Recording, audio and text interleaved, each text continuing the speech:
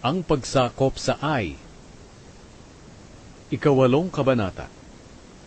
Sinabi ng Panginoon kay Josue, "Huwag kang matakot o kaya'y manghina. Isama mo ang lahat ng iyong sundalo at lusubin ulit ninyo ang Ai.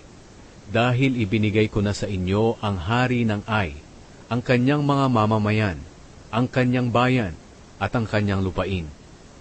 Kung ano ang ginawa ninyo sa Jericho at sa hari nito, ganoon din ang gawin ninyo sa Ai. Pero sa pagkakataong ito, maaari na ninyong kunin ang kanilang mga ari-arian at mga hayop para sa inyong sarili. Maghanda kayo at tambangan ninyo sila sa likod ng lungsod." Kaya umalis sila Josue at ang lahat ng sundalo niya para lusubin ang Ai. Pumili si Josue ng 30,000 sundalo na mahuhusay makipaglaban at pinaalis ng gabi. Ito ang bili ni Josue sa kanila: "Magtago kayo sa likod ng lungsod, pero huwag masyadong malayo. Humanda kayo sa paglusob kahit anong oras. Ako at ang mga kasama ko ay lulusob sa harapan. Kung lalabas na sila sa pakikipaglaban sa amin, tatakas kami, gaya ng nangyari noon. Iisipin nilang natatakot kami kagaya noon. Kaya hahabulin nila kami hanggang sa makalayo sila sa lungsod. Pagkatapos, lumabas kayo sa pinagtataguan nyo at sakupin ang lungsod. Ibibigay ito sa inyo ng Panginoon na inyong Diyos. Kapag nasakop nyo na ang lungsod, sunugin nyo ito ayon sa sinabi ng Panginoon. Tiyakin nyong gagawin ito ayon sa iniutos." Pinaalis sila ni Josue at nagtago sila sa bandang kanluran ng Ai, sa kalagitnaan ng Ai at Bethel. At sina Josue naman ay nagpaiwan sa kampo ng gabing iyon. Kinaumagahan, maagang tinipon ni Josue ang mga tauhan niya. Pinangunahan niya at ng mga pinuno ng Israel ang mga tao sa pagpunta nila sa Ai. Nakarating sila sa lugar na nakaharap sa lungsod, sa bandang hilaga nito, at doon sila nagtayo ng mga tolda. May lambak na nakapagitan sa kanila at sa Ai. Nagpadala si Josue ng 5,000 sundalo para tambangan ang lungsod sa bandang kanluran nito, sa kalagitnaan ng Ai at Bethel. Kaya pumuwesto na ang mga sundalo.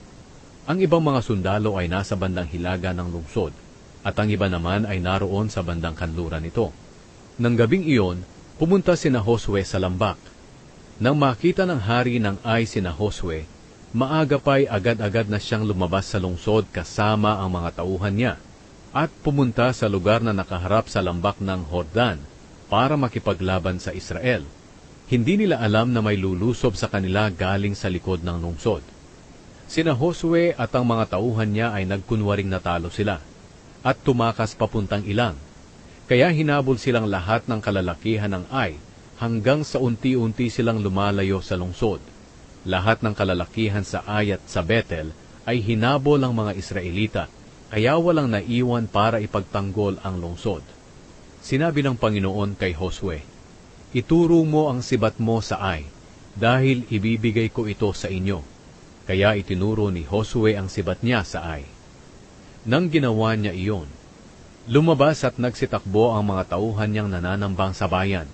Lumusob sila papasok sa lungsod, at dali-daling sinunog ito. Nang lumingon ang mga taga-Ai, nakita nila ang makapal na usok sa ibabaw ng lungsod.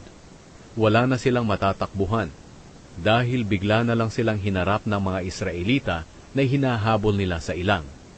Dahil nang makita ni Josue at ng mga tauhan niya na nakapasok na sa lungsod ang mga kasama nila, at sinunog na nila ito, bumalik sila at nilusob ang mga taga-Ai. Lumusob din ang mga Israelitang pumasok sa lungsod, kaya napagitnaan nila ang mga taga-Ai. Pinatay nilang lahat ang mga ito at walang nakatakas o kaya'y naiwang buhay sa kanila, bukod lang sa hari nila. Binihag siya at dinala kay Josue. Nang mapatay na nilang lahat ang taga-Ai na humabol sa kanila sa ilang, bumalik sila sa lungsod at pinatay din ang lahat ng naiwan doon. Nang araw na iyon, namatay ang lahat ng naninirahan sa Ai, 12,000 lahat, lalaki at babae. Nanatiling nakatutok ang sibat ni Josue sa lugar ng Ai hanggang hindi nalilipol ang lahat ng mamamayan nito. Kinuha ng mga Israelita ang mga hayop at mga ari-arian ng lungsod, ayon sa sinabi ng Panginoon kay Josue. Pagkatapos ipinasunog ni Josue ang buong Ai, at hindi na ito muling maitatayo. Hanggang ngayon wala nang nakatira rito. Pinabitin ni Josue sa isang puno ang hari at pinabayaan doon maghapon. Paglubog ng araw, ipinakuhan niya ang bangkay at ipinatapon sa labas ng pintuan ng lungsod. Pinatambakan nila ito ng malaking bunton ng mga bato, at hanggang ngayon ay makikita pa roon ang mga batong ito. Binasa ang kasunduan sa bundok ng Ebal. Pagkatapos, nagpagawa si Josue ng altar sa bundok ng Ebal para sa Panginoon ang Diyos ng Israel. Ipinagawa niya ito ayon sa utos ni Moises na lingkod ng Panginoon sa mga Israelita. Nakasulat ito sa aklat ng kautusan ni Moises, at ito ang sinasabi: gumawa ka ng altar na bato na hindi natabasan ng gamit na bakal. Sa ibabaw ng altar, nag-alay sila sa Panginoon ng mga handog na sinusunog at mga handog para sa mabuting relasyon. Sa harap ng mga Israelita, kinopya ni Josue sa mga bato ang kautusang isinulat ni Moises. Ang lahat ng mga Israelita, kasama ang kanilang mga tagapamahala, mga opisyal at mga hukom nila, pati ang mga dayuhang kasama nila ay tumayo sa dalawang grupo na magkaharap. Ang isang grupo ay nakatalikod sa bundok ng Gerizim, at ang isa'y nakatalikod sa bundok ng Ebal. Sa gitna nila ay nakatayo ang mga paring Levita na nagbubuhat ng kahon ng kasunduan.